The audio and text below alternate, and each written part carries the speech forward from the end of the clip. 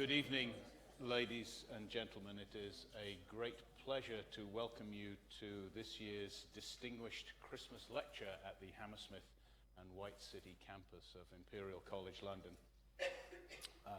It's a great way to kick off the festive season with some words of wisdom from an important lecturer.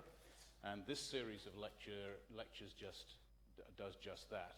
It began in 2009 and has had a series of distinguished lecturers, including Professor Dame Sally Davies, Sir Mark Walport, Sir Robert Leckler, and Sir Paul Nurse. And we continue that tradition today by welcoming Professor Fiona Watt as this year's distinguished lecturer with a lecture titled Adventures in Skin Biology. Now, that sounds just my pace as a physicist who knows very little about these things. I think I can get into that. Many of you, of course, will know Fiona as the Executive Chair of the Medical Research Council, the post which she took up in 2018. And in this role, she leads on delivering UKRI's mission to maintain the UK's global leadership in research and innovation. And even though she's only been there a year, she's already visited us twice.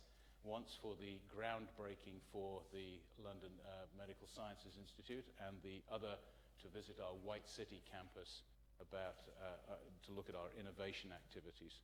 So she's becoming a welcome friend and guest, and we're looking forward to having you back many times next year. Fiona, of course, has had a remarkable career in the UK and in the US. Following her DPhil, completed in cell biology at Oxford, she was at MIT as a postdoctoral researcher before returning to Oxford to set up a group at the Kennedy Institute. She then moved to Cancer Research UK London, to a research institute here, and has held a variety of leadership roles since then, including in 2006 as the Deputy Director of the Cancer Research UK Cambridge Research Institute, and setting up the Wellcome Trust Centre for Stem Cell Research at the University of Cambridge. She moved in 2012 to King's College London to found the Centre for Stem Cells and Regenerative Medicine, where she heads up a team of more than 80 academic researchers. And how she manages that while seconded to MRC is another amazing story.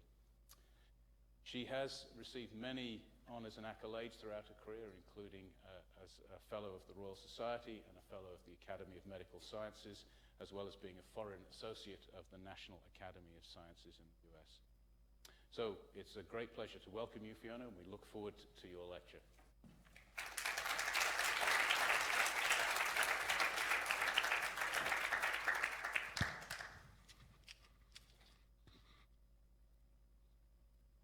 Thank you very much for that kind introduction. Some of you probably know this story already, but I'm very fond of the Hammersmith, or the RPMS as it was when I first moved to London, because my first lab was in the Kennedy Institute of Rheumatology, which was tucked around the back of the old West London Hospital off Hammersmith Roundabout. And many of you will remember Nick Wright, fantastic pathologist, best in the world in my view.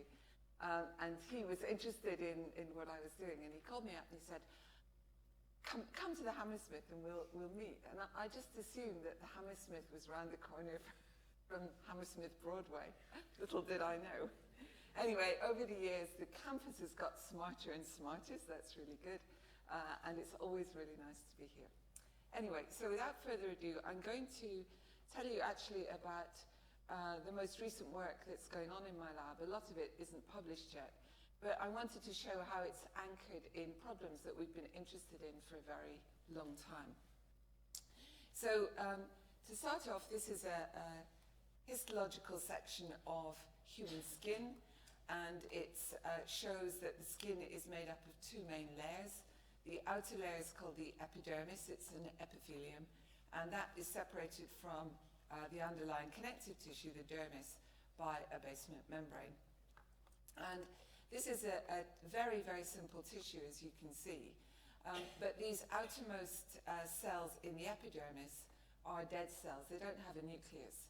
And as they are shed from the surface of the skin, they must be replaced by proliferation of cells down here in the epidermis. So really, because of this simple structure, this is one of the tissues where it was appreciated many, many years ago that there must be a stem cell compartment that is responsible for producing the more differentiated cells. And back in the day when I was finishing my PhD in Oxford, I really wanted to study the process of differentiation. I wasn't interested in embryogenesis or anything like that. I was interested in differentiation. And this man, the late Howard Green, who was one of the founding fathers of cell biology, actually, he discovered or created 3T3 cells among many other things. But he had just reported that you could isolate cells from human skin, from the epidermis, disaggregate them, and grow them in culture at clonal density. And then they would form little multi-layered sheets of epidermis. Now, Howard actually grew up in Canada and he trained as a doctor. But he was a very fastidious man, and he realized after about day one on the wards that he was never going to be a doctor. But I think that that medical training made him very live to the possibilities of growing human epidermis in a dish. And it's remarkable that only 6 years after the original description of the cell culture method, he had grafted a sheet of epidermis expanded in culture from a man who had suffered a burn injury on his arm. And so this really is one of the original stem cell therapies, and one which is still used today, often in combination with gene therapy. So I went to Howard's lab because I wanted a simple model to study differentiation, and that led to my long-term interest in stem cells. So we know a lot about human epidermis. This is shown schematically here. We have the basement membrane in grey, the stem cell compartment here in the bottom layer. And we know that as cells move out of this layer, they no longer divide, and they undergo a series of changes in morphology and gene expression as they move towards the surface of the tissue. And what I really like about this tissue is that the temporal sequence of events in differentiation has this really simple spatial correlation in the distance the cell has moved from the basement membrane. So it's a bit like you could imagine people getting on the base of an escalator, moving up and getting off at the top. So we have lots of markers of the different regions of the epidermis. We know a lot about their functions. But one thing that we, until recently, knew very little about was the transition from a stem cell to a differentiated cell. So I'm not talking about the difference between these, this first suprabasal layer and the basal layer. I'm really talking about what's the nature of a cell that is still in the basal layer, but, if you like, has made the decision to differentiate. So we didn't know anything about this commitment state, but we did have an old Howard Green cell paper, single-author cell paper from 1977. And so obviously we would expect all the senior faculty at Imperial to be banging out single-author cell papers on a regular basis. But what Howard did or had done by his technicians was to take this cultured human epidermis, disaggregate it to make a single cell suspension, and then he suspended the individual cells in a viscous medium so that they were trapped in suspension. They couldn't settle down. And in the original paper, he showed that after about 5 days, all of the cells had converted into anucleate outermost layer cells, so they'd undergone the differentiation process. And repeating that experiment, which many people have done probably annually since 1977, we could put in some of the markers that we knew about. So a marker of the stem cells is that they express beta-1 integrin extracellular matrix receptors, and a marker of differentiated cells is that they express a protein called involucrin. So at 0 hours, the cells are enriched for the stem cells, and at 24 hours, they're enriched for involucrin-positive cells. And my then postdoc, Joe Adams, was able to show that if you add extracellular matrix proteins to the cells in suspension, you can prevent differentiation if you add them initially, but something happens at 4 hours, which means although the stem cell markers are still expressed, the cells are not responsive and they'll go on to differentiate. So what we did a few years back was to repeat the experiment again, this time my postdoc Ajay Mishra, and he simply collected cells at intervals during this time course in suspension. It carried out transcriptomic analysis, and we also in parallel SILAC labeled the cells and sent them to Tony Lee and Angus Lamond in Dundee, and they did a proteomic analysis. So in this schematic, you've got the time points, you can see the transcriptomics, the proteomics, and I should just mention that a very robust assay that we use all the time as a marker to quantitate stem cells is to count the number of colonies that they form when we plate them in culture on a feeder layer. So this work was published a couple of years ago, and the bottom line was that there was a very good correlation between RNA and protein at the start of the analysis and from about 8 hours onwards when the cells had differentiated. But at 4 hours, the correlation was really poor. And we discovered that this was because there were a large number of dephosphorylation events. It wasn't protein degradation, but we were seeing a lot of dephosphorylated peptides. So we went on to have a look at protein phosphatases that might be responsible for these changes. And this led us to identify a network of interacting protein phosphatases, which we found acted as a switch to switch the cells from stem cells to differentiated cells. And I just want to talk you through this slide to explain that in more detail. So this is actual real data where we're looking at mRNA levels, not protein levels, and the levels at time 0 are shown in white. So if the levels go up, that moves to red, and if they go down, it moves into the blue zone. And what we found from knocking down individual phosphatases was that the phosphatases, their expression is tightly co-regulated.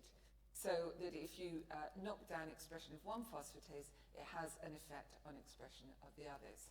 And so these positive and negative interactions are shown. If it's a positive interaction, it's shown with an arrow, and a negative interaction, it's shown with a T-bar. And Angela Pisco, very talented computational biologist in the lab, looked at this data and said, well, this suggests that the 4-hour state of the cell is very unstable because you have so many positive interactions. Whereas if you look at 8 and 12 hours when the cells are differentiated, they would appear to be more stable. So we collaborated with Sarah Jane Dunn at Microsoft in Cambridge, and she carried out a Boolean network analysis which confirmed that indeed this state at 4 hours, this commitment state, is unstable. So what we hypothesize is going on is that a cell in the basal layer that is destined to differentiate upregulates this network of protein phosphatases, and this will kick the cells into the differentiation state. We know a lot about the transcription factors that are required to keep the cells in the stem cell compartment, and they include many AP1 transcription factors. We could show that they were regulated by the phosphatases. But the other thing that we know is very important in the epidermis is the level of activity of ERK-MAP kinases. So when we had a look at the most abundant dephosphorylated peptides at this 4 hours in suspension, Tony and Angus were able to show, I think this is the top 15, that 3 out of the top 15 corresponded to ERK-MAP kinases. So we were in an interesting situation where we had a panel, we'd identified a commitment switch involving interacting phosphatases, and we could show that they were acting on ERK-MAP kinases. So this work is published, and what we've done since then is to move away from looking at bulk populations of cells to try to visualize the commitment switch in individual cells.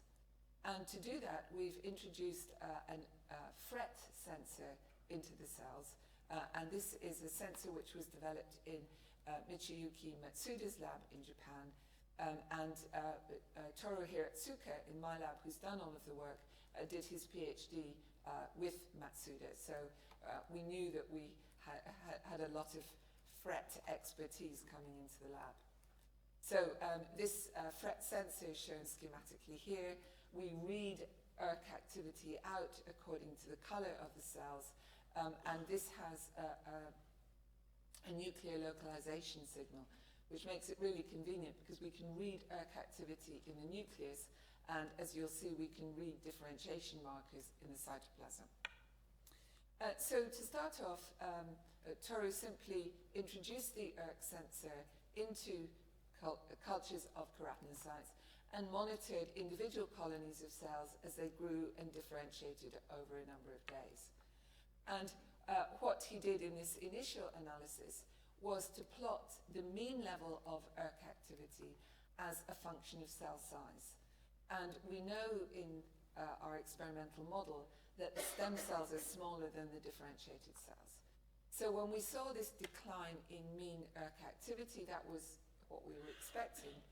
But what we weren't expecting was the variation in ERK activity, and the fact that the variation was much higher in the small cells, the stem cells, than in the differentiated cells. So to unpick this, what Toru did was to carry out an analysis of ERK activity in individual cells over a time course of 5 hours. So these are adherent individual cells. You can see the heat map which shows ERK activity, and then each line corresponds to a single cell. And for these 6 cells here, I've plotted out what the ERK activity profiles look like. So we found some cells, like this cell number 5, where during the recording period, ERK levels were consistently low, and some cells, like number 6, where levels were consistently high.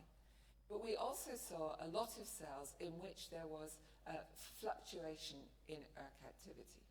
I should say that we haven't seen any significance in the amplitude of the ERK signal, of the fluctuations, or in the periodicity. They're of the order of an hour or an hour and a half. But this really caught our attention because we thought, if commitment is an unstable switch, could this be correlated with the fluctuations in ERK activity? So what Toru did next was to introduce a reporter of differentiation into the cells. So this is the involucrin promoter driving expression of M-cherry, and you can see very nicely in these examples here that we can easily pick up the differentiated cells because they are fluorescing red in the cytoplasm. And this shows you for 4 individual cells how, when we tracked ERK activity over a number of hours, 4 individual cells in which ERK activity increased over time, this was preceded by a period of this pulsatile or fluctuating ERK activity. So the hypothesis was that as the cells was in the commitment phase, it was pulsatile ERK activity, and then as they differentiated, ERK activity levels went lower. So the next question, obviously, was, did these pro-commitment phosphatases affect ERK activity? And the answer is yes, they do, at least for the 2 that we've analyzed so far, but they affect it in different ways. So here we've got the human keratinocytes with the ERK sensor in them. We're putting in a doxycycline-inducible DUSP6 or a DUSP10, and then we're recording mean ERK activity or pulse levels. So in the case of DUSP6, when we overexpress DUSP6, mean ERK levels are no different from the controls, but you can see that the mean level of the pulses goes down. And in contrast with DUSP10, we see that mean levels go down, but the pulses are unaffected. So pulling a number of different triggers of differentiation together, this is what we think is going on. So if we treat the cells, here we're plotting involucrin expression to show the effects of different differentiation triggers on the cells.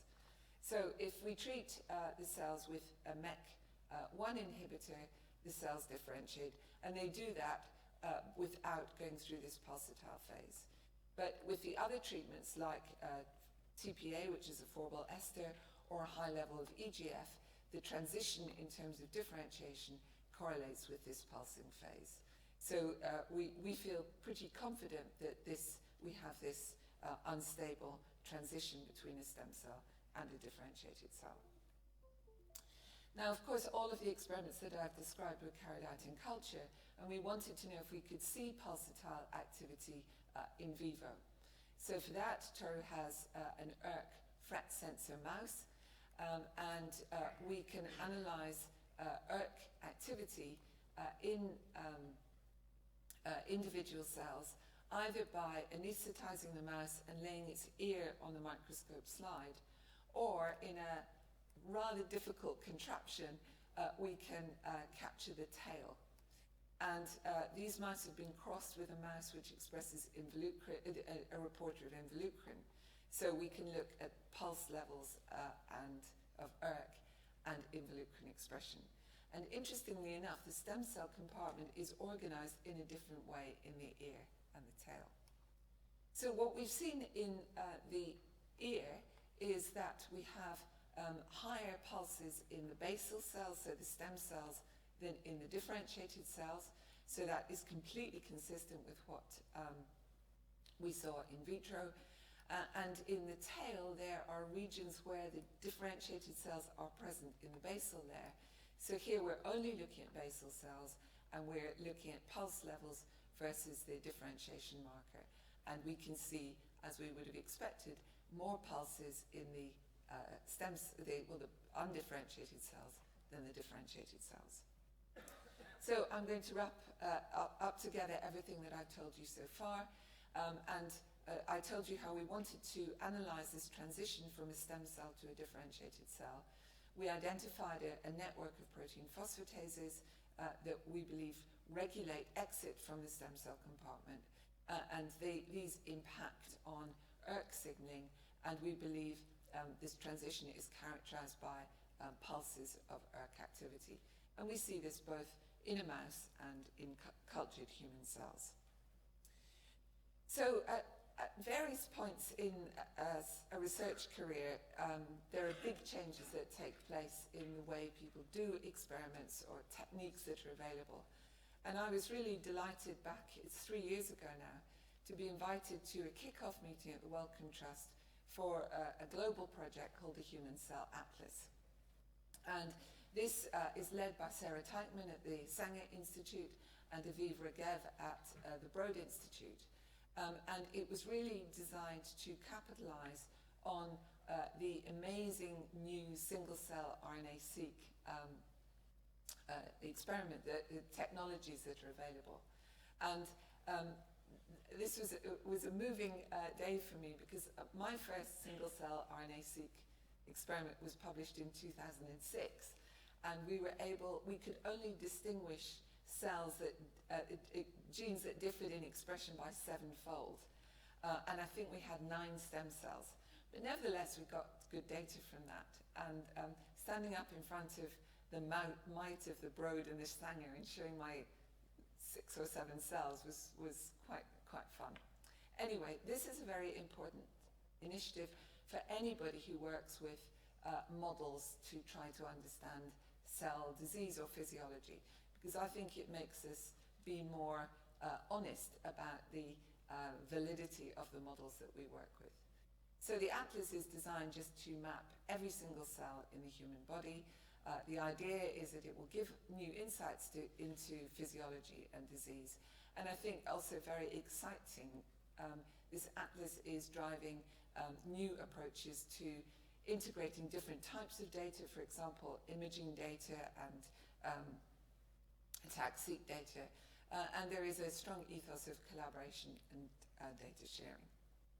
So I'm fortunate to be part of a big consortium grant from the Wellcome Trust, led by Sarah. And within that, we have a very good collection of people who are interested in skin.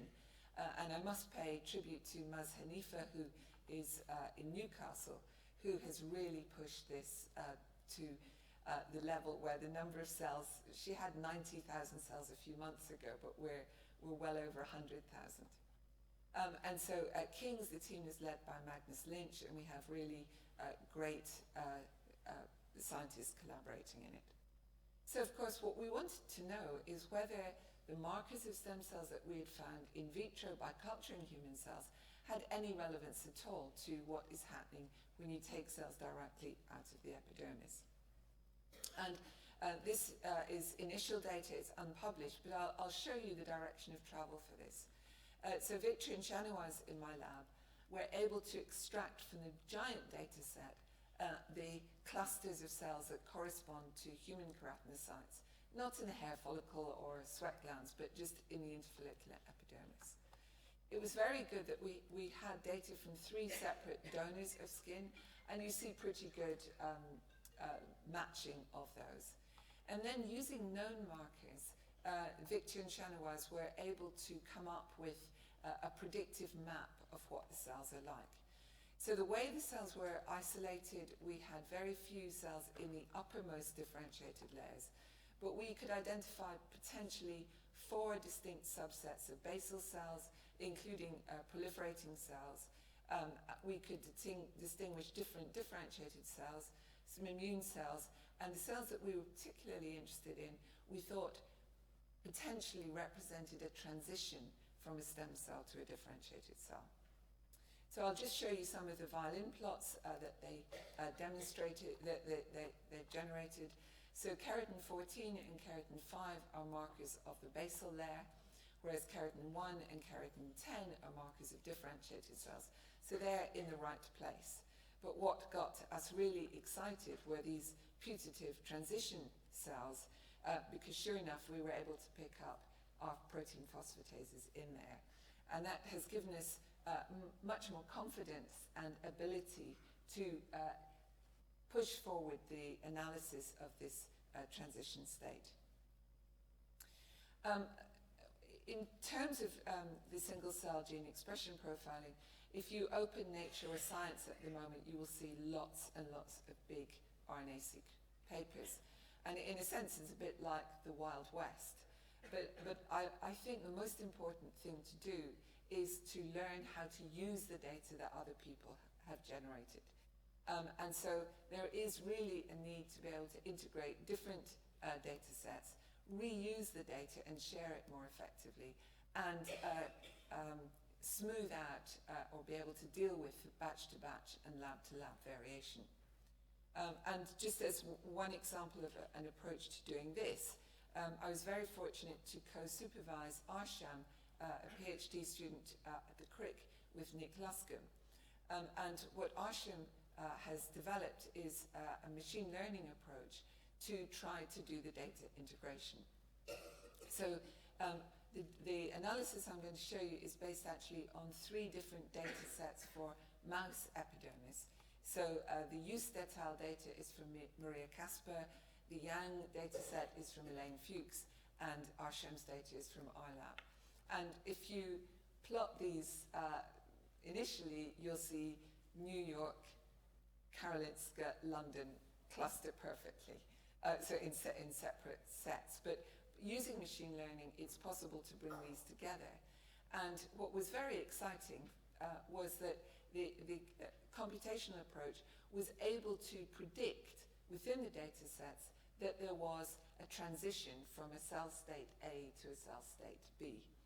And so when we looked at these transitions with this simulation data, we were able to validate biologically that genes which were high in group 1 and low subsequently, this is over time of inducing differentiation.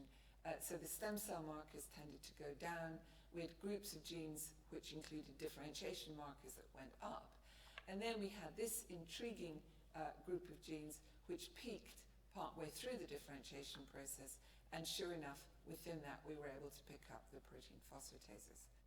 And now with these types of algorithms, we can pour essentially any data in the top, and we can really start to explore very many data sets in a useful way. Of course, you know, I suppose in a way the fun of it is that I would not be able to justify this approach based on first principles. But the power that I have as a biologist is that I know the epidermis really well. And so you can have a sort of ongoing dialogue. Does the biology fit the prediction? What can we learn about the biology, and how can we refine the computational analysis? So I think this is really important and exciting. And then something else that is really great about the skin is that it's very easy to analyze it non-invasively. So this shows you a technique called optical coherence tomography. You literally put a little probe on the surface of the skin, and in a matter of minutes, you can generate an image like this, where here you're looking at the surface of the epidermis, then you can twist it, and the side shows you the boundary between epidermis and dermis, and you can also visualize the blood vessels. So what I really like about this method is that it's mainly not reading cells. It's reading extracellular matrix. It's looking at collagen density. And if we are able to marry this kind of macro analysis of the skin to the sort of single cell resolution that we're getting from the other approaches, it would be really great. And we really hope with the collaboration of all the dermatologists at St. John's that we will be able to achieve this sort of mapping.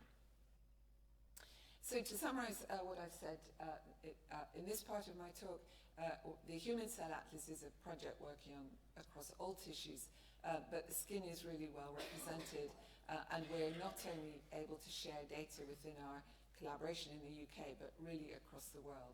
And the kinds of techniques that we're using are important. And I think really importantly now, it is a reality check for all of our favorite experimental models. So talking of favorite experimental models, I can't give a talk without mentioning the work that we have done for many years on mouse models. In past years, we have done a lot of analysis of the fibroblasts in the dermis. I used to think that fibroblasts were really boring, and I've probably said so on more than one occasion. But thanks primarily to Ryan Driscoll when he was in the lab, using a combination of in vitro assays, grafting assays, and lineage tracing, we were able to show that the different populations of fibroblasts in the skin represent different lineages, and they have different functions. So I'm not going to take you through the details of those experiments because they were published, but I will show you this lineage diagram which was developed through Ryan's work, where in mouse back skin we believe there's a common fibroblast progenitor in the dermis at E12.5, that E14.5, a new specialized lineage associated with making whiskers, buds off, and then at E16.5 there's a fundamental lineage decision between what we call the upper dermal fibroblasts and the lower dermal fibroblasts. And the lower dermal fibroblasts are mainly going to make a lot of collagen, and they're going to make the fat cells of the skin, whereas the upper dermal fibroblasts are going to be important for hair follicles and the structures like the little smooth muscles in the upper surface of the skin. So we were quite pleased with this. It was a lot of work, but there are a number of caveats. First of all, that the markers that we analysed and used for lineage tracing are not fibroblast specific. So here are some of the markers that you might well recognise from your own studies. They're great in the dermis, but they're also expressed in other parts of the skin. And also expression of these markers is incredibly dynamic. So if we flow sort cells, plate them in culture, essentially all of these markers are downregulated within 24 hours. So we tried to take the gene expression data that we had from the mouse and gain insights into human fibroblasts. And what we found there was that there was almost no conservation of individual markers, but there was interesting conservation of some key signaling pathways, like the Wnt pathway, genes that regulate extracellular matrix turnover, for example, metalloproteinases, and genes which are expressed by fibroblasts, but they're used to communicate with cells of the immune system. And those kind of fingerprints we did find conserved in human. Another thing that we did in the mouse, which proved to be quite eye-opening, was to ask the simple question of what are the changes that take place in the dermis when a mouse goes from being newborn to being 50 days old.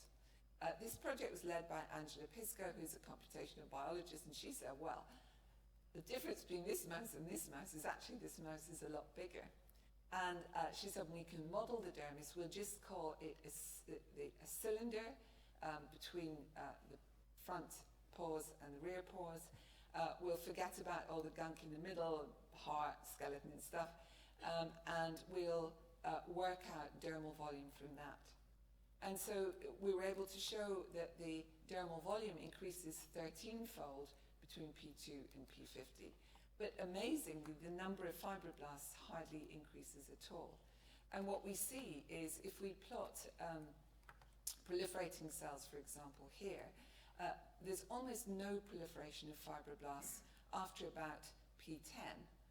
But what Angela noticed was that as dermal volume increases, the density or the amount of collagen increases. And so she thought that this might make it possible to model dermal development.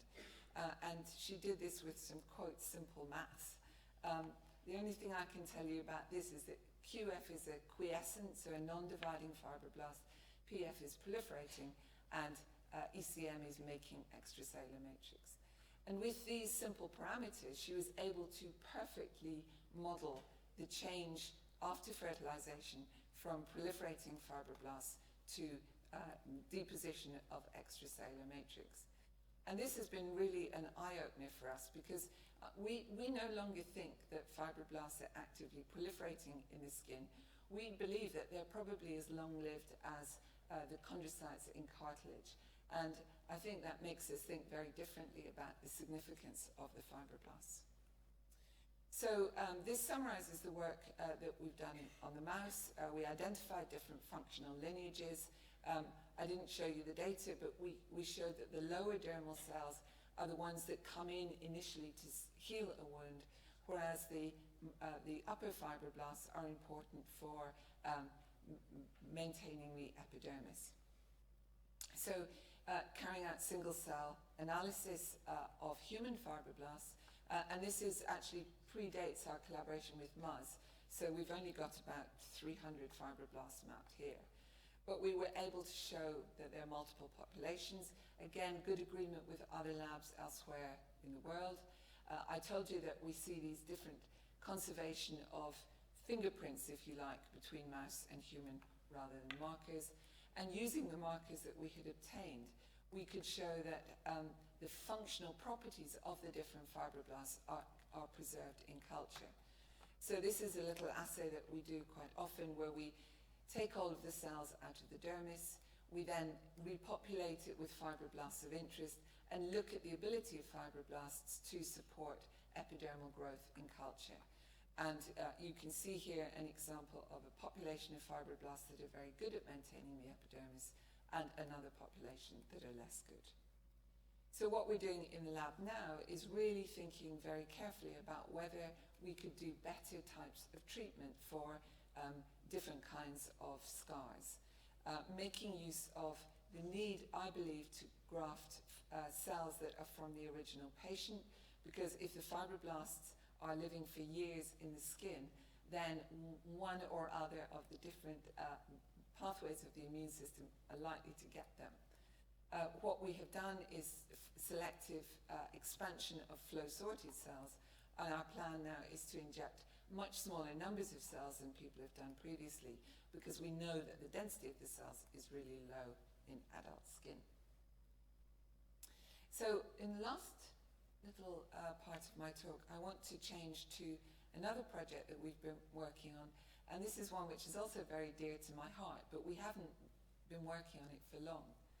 So back in the day, or probably shortly after I found out where Hammersmith Hospital was, I moved to the Imperial Cancer Research Fund, and I was very interested in tumours of multi-layered epithelia.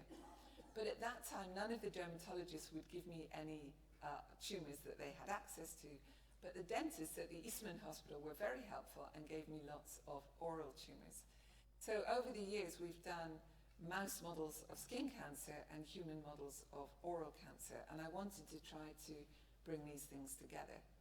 So head and neck cancer is actually pretty common. We're interested in cancer of the oral cavity, which generally is HPV negative.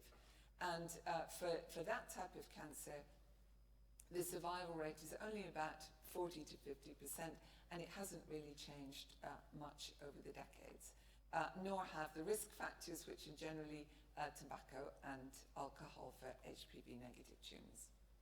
So it's known to be a very genetically heterogeneous tumour, and we had lots of cell lines that we'd made from the tumours which had the mutations. But we really wanted to come up with something more sophisticated that wouldn't model all of this sort of correlation between the biology of the tumour and the genetic lesions. And I was very struck by an opinion piece or consensus statement published a few years back, which was simply pointing at that if you take an integrative approach to cancer, there are many, many interesting things going on.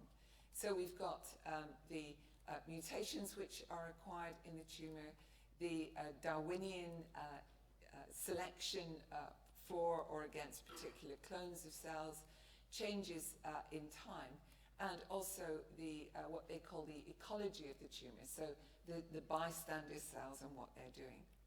And so what we have been doing actively in the lab in the last 3 years is trying to see if we can model all of these really interesting things and bring it together in a mouse model. And this is work from Inish, Calais, Little Inish, and Alessandra Vigilante. So what we did was we turned to a very old carcinogenesis model, which was first probably most popular in the 1970s. And it's beautifully simple. You take a carcinogen, you add it in the drinking water, and after 16 weeks, you stop it and you transfer the mice to normal water, and you stop the experiment at 28 weeks. And these are excised mouse tongues, very consistently with very high incidence. We know that by about 6 weeks, there will be mice who are showing inflammation in the epithelium on the surface of the tongue.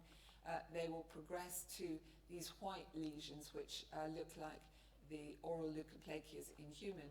And then we progress to tumours, some of which stick out, they're called exophilic, and some of which, like this one here, are invasive. So we really want to know whether or not this is a good model for the human disease. And the experiment that we've been doing in collaboration with David Adams at the Sanger is to collect